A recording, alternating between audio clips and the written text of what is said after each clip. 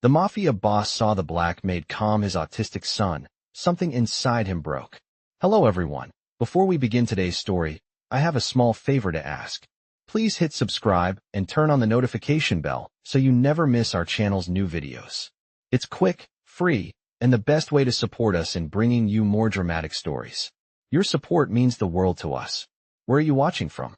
Drop your city or country in the comments below. Thank you very much. Now, back to Victor Hale.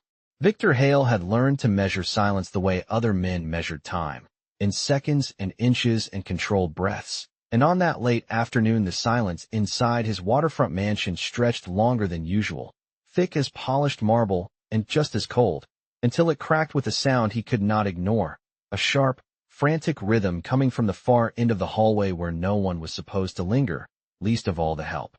Victor stood 6 feet 3 inches tall, a man built to command rooms without raising his voice.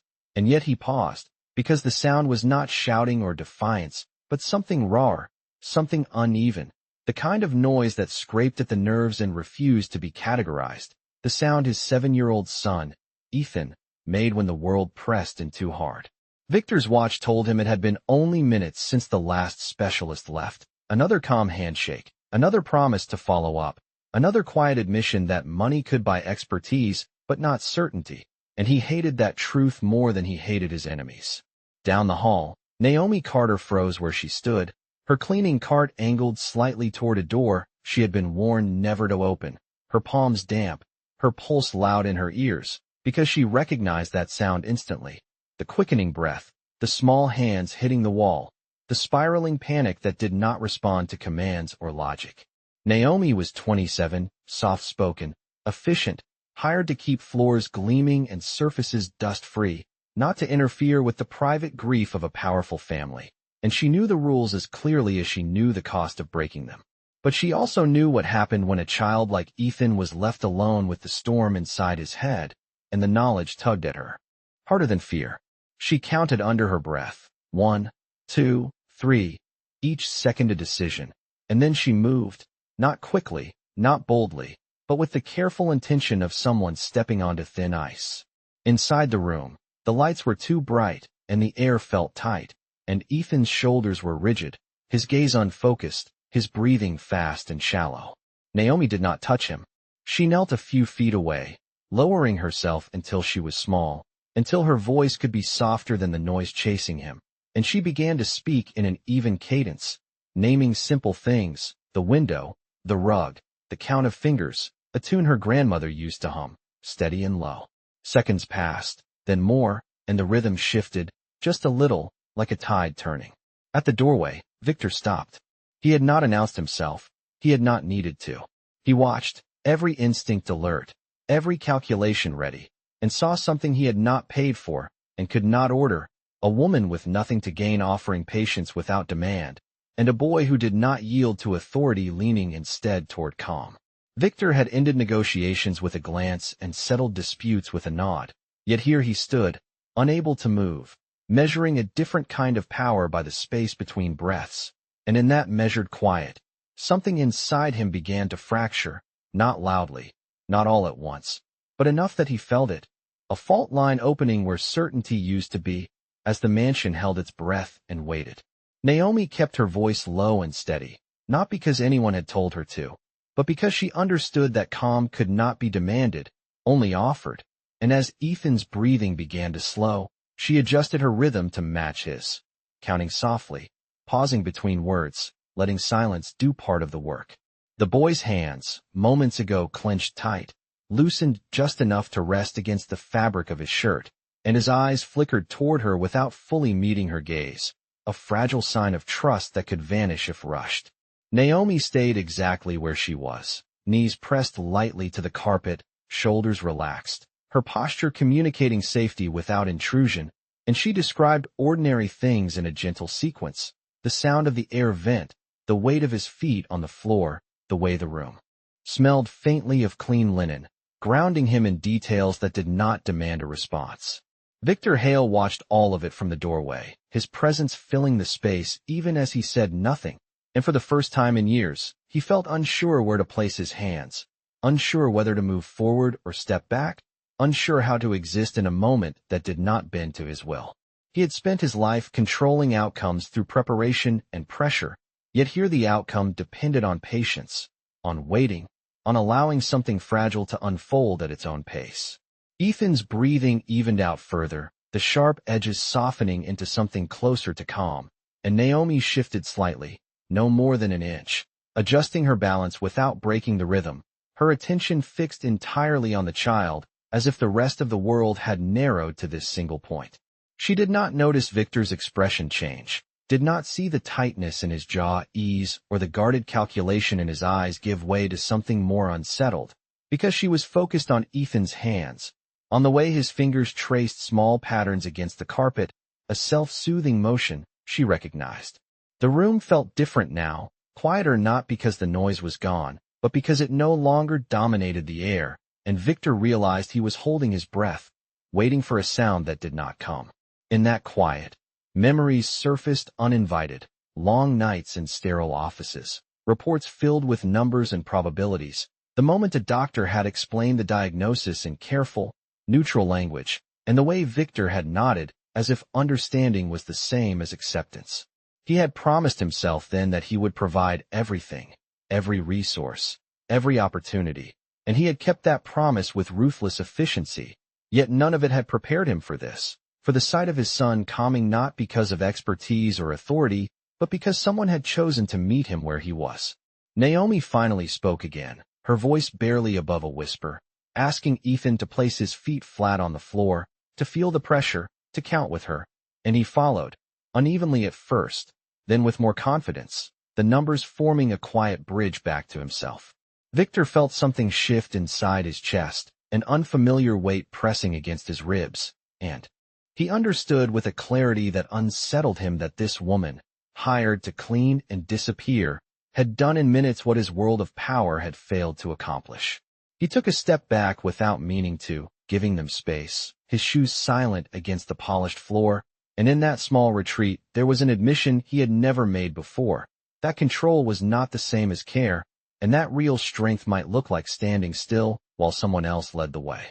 Victor Hale did not speak right away, and that silence carried more weight than anger ever could, stretching across the room as Naomi slowly became aware of him, not through sound but through presence, the subtle shift in the air that told her someone powerful was watching.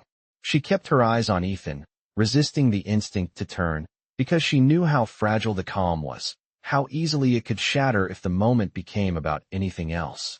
Ethan sat on the floor now, legs bent, palms resting flat as Naomi had asked, his breathing still uneven but no longer frantic, his focus anchored just enough to keep him from slipping back into panic.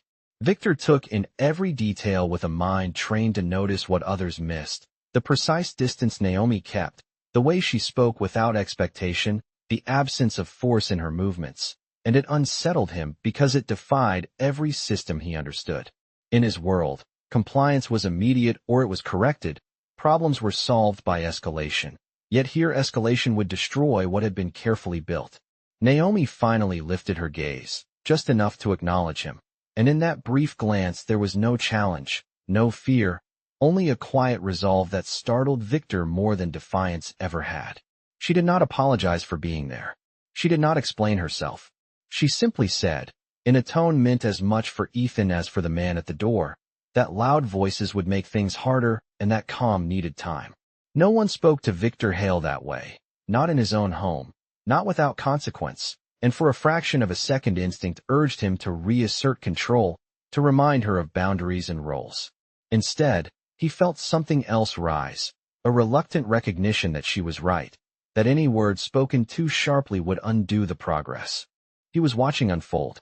Ethan shifted, leaning slightly toward Naomi, not touching her, but closing the distance in a way that felt significant, and Victor felt a tightness in his chest he did not have language for. He had been present for meetings that decided the fate of entire neighborhoods, had sat across from men who measured respect in power and fear, yet none of that prepared him for the vulnerability of watching his son choose where to place his trust. Victor stepped fully into the room then, slow and deliberate, careful not to startle, his movements uncharacteristically restrained, and he positioned himself against the wall rather than looming over them. an unconscious concession he would not have admitted to anyone else. Naomi noticed, registering the change without comment, and continued guiding Ethan through small, manageable steps, each success barely noticeable on its own, but meaningful in accumulation. The clock on the wall ticked softly, marking time that felt different here, stretched and softened, and Victor realized he had lost track of how long he had been standing there. He thought of the countless hours he had spent trying to fix things from a distance, delegating care the same way he delegated everything else, and the thought brought an unexpected ache. Ethan glanced toward Victor briefly, not with fear, but with a tentative curiosity, and Victor froze, unsure how to respond, unsure how to meet that look without disrupting what Naomi had created. He stayed still, letting the moment pass on Ethan's terms, and in doing so acknowledged a truth that unsettled him deeply, that his authority meant nothing here, that his role was not to command but to observe and learn. Naomi guided Ethan through one final count, her voice steady, and when she paused, the quiet that followed felt earned, delicate and real, and Victor understood that whatever happened next would change the way he saw both of them, whether he was ready for it or not. The quiet held, delicate and uncertain, and Victor felt the urge to speak rise and fall without finding words, because every sentence he had ever relied on seemed too heavy for the balance Naomi had created. Ethan shifted again, drawing his knees closer to his chest, his gaze flicking between Naomi and the far wall, processing the room at his own pace, and Naomi adjusted without thinking, lowering her voice another degree, slowing her cadence until it matched the soft rhythm of his breath. Victor noticed how she waited before each word, leaving space as if listening for permission, and the realization unsettled him because it revealed how often he filled space simply because he could. He cleared his throat quietly, a sound that felt intrusive even to his own ears, and Naomi lifted one hand slightly, not as a command but as a gentle signal, her eyes meeting his for the briefest moment, asking without speaking for patience. Victor stopped himself mid-motion, an unfamiliar restraint settling over him, and he leaned back against the wall, feeling the cool surface through his jacket, as if anchoring himself. Time stretched, marked only by the ticking clock and the steadying pattern of Naomi's voice, and Victor found his thoughts drifting to moments he had buried under routine, nights when Ethan had cried and Victor had stood outside the door, convinced that providing distance was a form of protection. He had believed that stepping back was strength, that delegating care kept everyone safe, and yet here he was, watching a stranger step forward in a way he never had. Naomi spoke softly to Ethan about choices he could make, small ones that returned control to him, whether to sit or stand, whether to count forward or backward, and Ethan responded with a slight nod, the decision his alone. Victor felt the shift in the room when Ethan chose, a subtle easing that no report or expert explanation had ever captured, and it dawned on him that he had underestimated the power of being seen. Ethan's fingers brushed Naomi's sleeve by accident, a brief contact that made Victor tense instinctively, then relax when Naomi did not react, allowing the touch to exist without drawing attention to it. Ethan did not pull away. He did not flinch. He stayed. The moment lodged in Victor's chest, heavy and undeniable, and he realized he was witnessing something he could not buy back once lost. Naomi finally spoke directly to Victor, her voice still measured, explaining that Ethan needed quiet right now, not instructions, not questions, just time to settle, and the simplicity of it struck Victor harder than criticism would have. He nodded once, a small movement that felt like a concession, and took a step farther from them, deliberately increasing the distance, as if that were the only contribution he could make.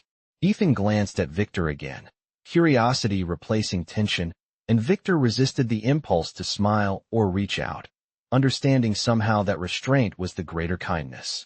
The room felt warmer now, not in temperature but in presence, and Victor noticed his shoulders had dropped, the tension he carried loosening without permission. Naomi guided Ethan through another count, then let the numbers fade into silence, trusting the quiet to hold, and it did. Victor stood there, hands at his sides, absorbing the truth that he was not the center of this moment, that his role was secondary, and the humility of it pressed against him, uncomfortable and necessary. He understood then that whatever authority he had built meant nothing here, That real influence came from attunement, not command. And as Ethan settled into stillness, Victor felt the edge of something inside him give way, not a collapse but a yielding, a recognition that strength could look like stepping aside and letting care lead. The shift came without warning, not as a dramatic gesture or a spoken realization, but as a quiet moment that Victor felt rather than understood, when Ethan reached out on his own and placed his small hand against Naomi's sleeve, not gripping, not clinging, just resting there, as if testing whether the calm would remain. Naomi did not react outwardly, did not praise or draw attention to the contact, but her breathing slowed even further, and she adjusted her posture to give Ethan space while still allowing the connection to exist. Victor watched, every instinct sharpened, and felt the impact of that simple choice ripple through him, because it was not compliance or obedience he was witnessing, but trust freely given. Ethan's shoulders eased, his spine uncurled, and for the first time since the noise had begun, his face softened into something close to peace. Victor realized then that his son was not merely tolerating the presence of another person, but choosing it, and the understanding struck him with a force he could not deflect.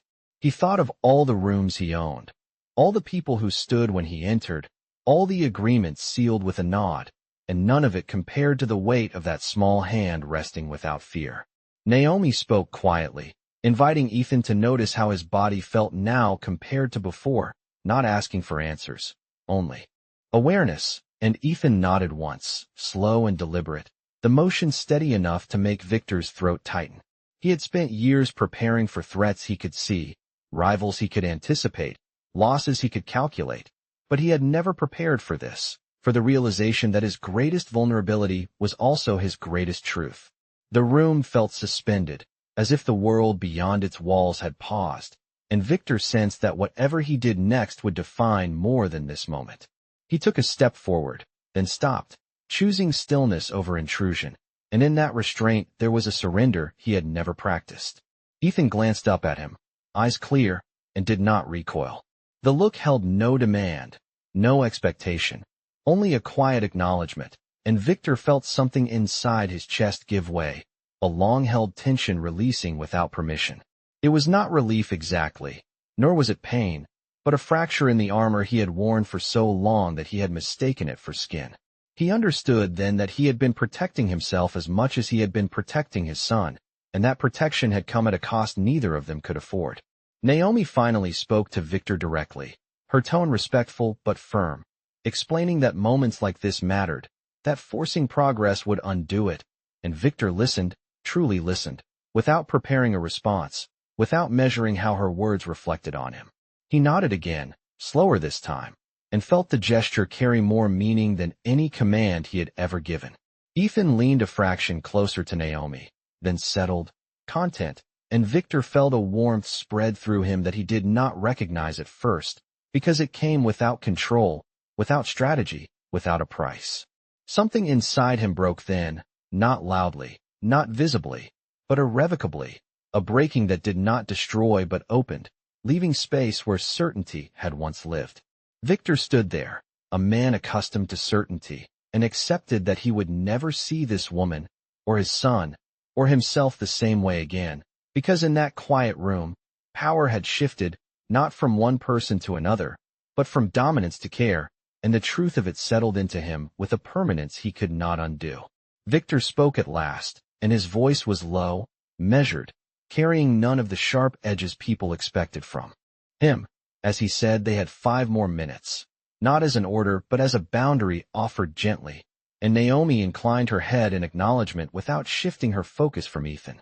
The words settled into the room like a soft marker of time, and Victor turned away before he could be tempted to say more, stepping back into the hallway with careful restraint, each footfall placed deliberately, as if sound itself could undo what had been built. He closed the door partway, leaving it ajar just enough to signal presence without intrusion, and leaned against the wall, surprised to feel a faint tremor pass through his hand before he could still it. Inside, Naomi exhaled slowly, aware of the weight of what had just happened but unwilling to name it, choosing instead to keep her attention anchored in the present as Ethan shifted into a more comfortable position. She guided him to notice the floor beneath him, the steadiness of it, The way his breath felt cooler on the inhale and warmer on the exhale, and Ethan followed, his movements unhurried, his attention no longer scattered. The house beyond the room continued its quiet routines, distant footsteps, a muted hum of air moving through vents, but none of it pressed in the way it had before.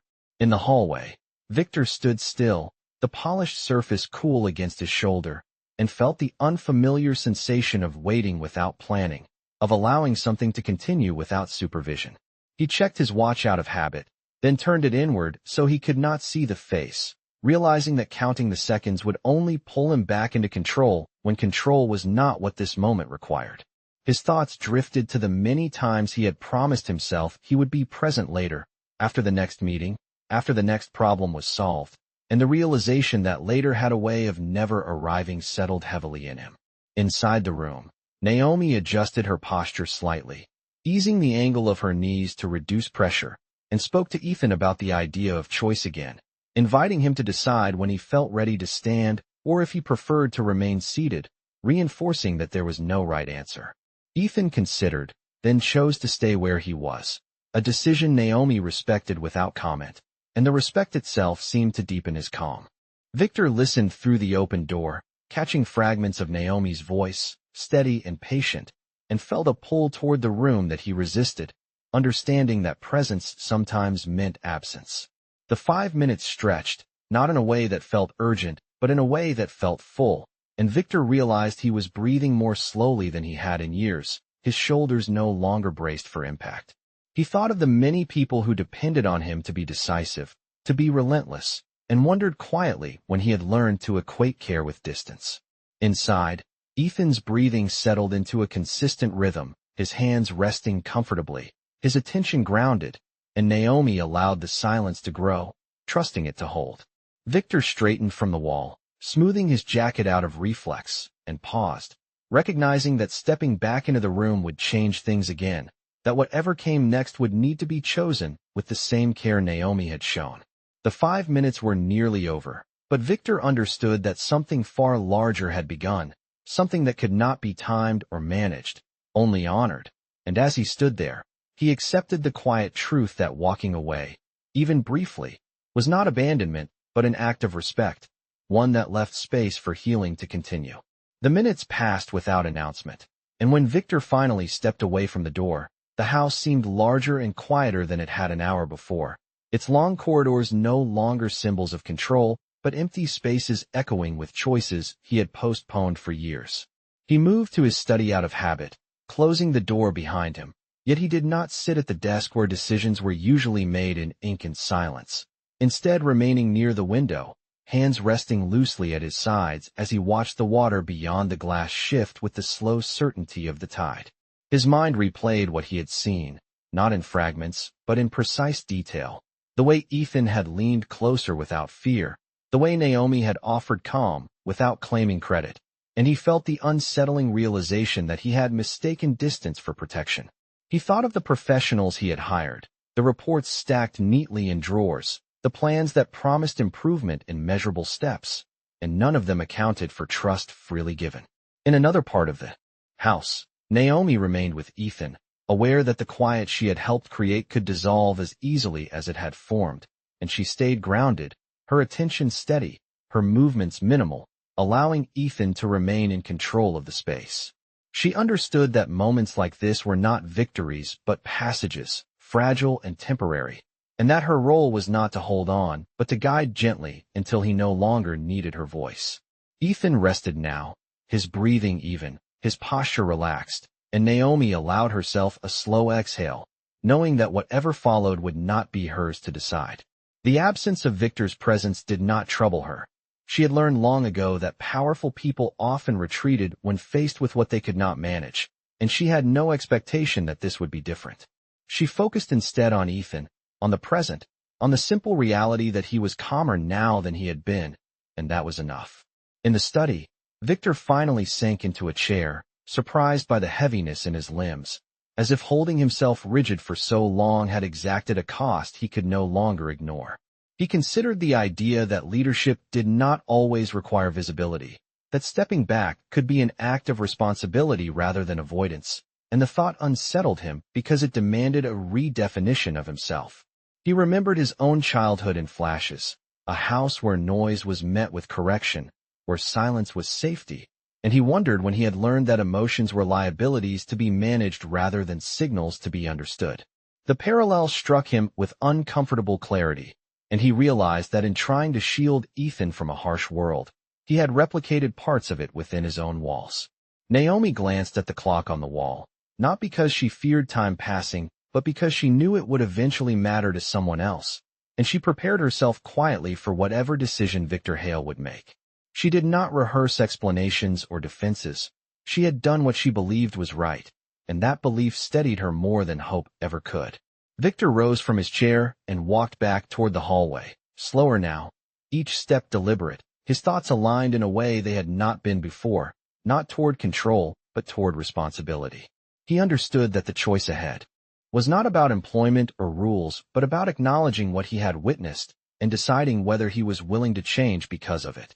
As he reached the door again, the quiet inside felt different, not tense but settled, and Victor paused, recognizing that this moment, unseen by anyone else, would define more than his authority. It would define the kind of father he chose to become, and whether he would allow humility to guide him forward. Victor opened the door fully this time and stepped inside without announcement, his presence calm but unmistakable, and Naomi sensed him immediately, not with alarm but with awareness, because the room no longer felt like a boundary to defend. Ethan remained seated, his attention steady, and Victor paused just inside the threshold, assessing not the situation but his own response to it, aware that whatever he said would carry weight beyond the moment.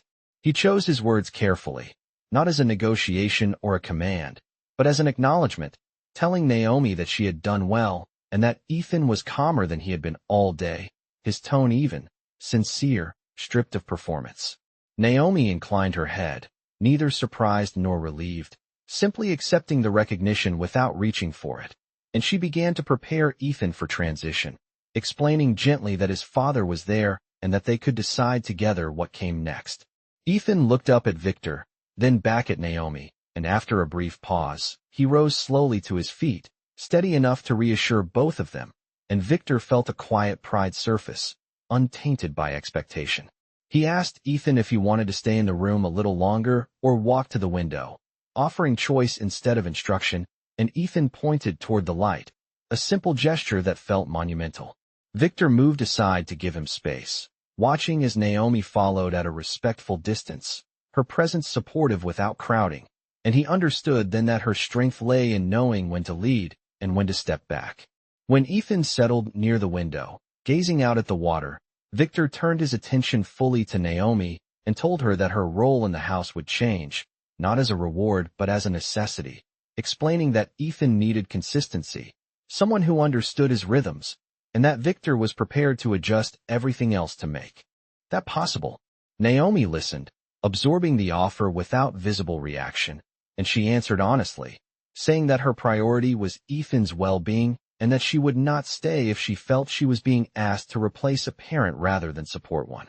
The words were measured but firm, and Victor did not bristle. Instead, he nodded, appreciating the boundary, recognizing that trust required clarity. He assured her that he intended to be present, that he would learn alongside his son rather than retreat behind others, and the commitment felt heavier than any deal he had ever made because it demanded consistency rather than leverage. Ethan glanced back at them, sensing the shift, and Victor softened his voice, asking if he felt ready to go to the kitchen or if he preferred to remain where he was, and Ethan chose to stay, leaning slightly against the window, content. Naomi watched the exchange, noting the effort in Victor's restraint, the care in his pacing, and she saw not a powerful man performing humility, but a father learning it. Victor told her that there would be no rush, that she could take time to consider the change, and that whatever she decided would be respected, and the sincerity of it settled into the room. Naomi thanked him quietly and turned her attention back to Ethan, helping him describe what he could see outside, grounding him in the present as the afternoon light shifted. Victor stood nearby, hands relaxed, observing without interfering, and felt the unfamiliar steadiness of a choice made without force. He knew that this decision would alter the structure of his life, that it would require patience and vulnerability he had long avoided.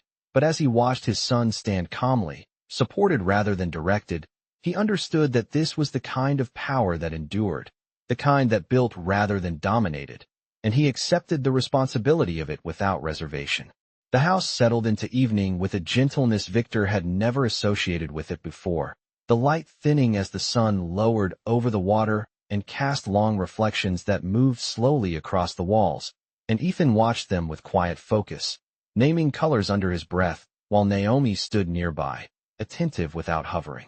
Victor observed the scene from a respectful distance, aware that presence did not require proximity, and he noticed how the rhythm of the space had changed, how the urgency that once defined his home had softened into something steadier.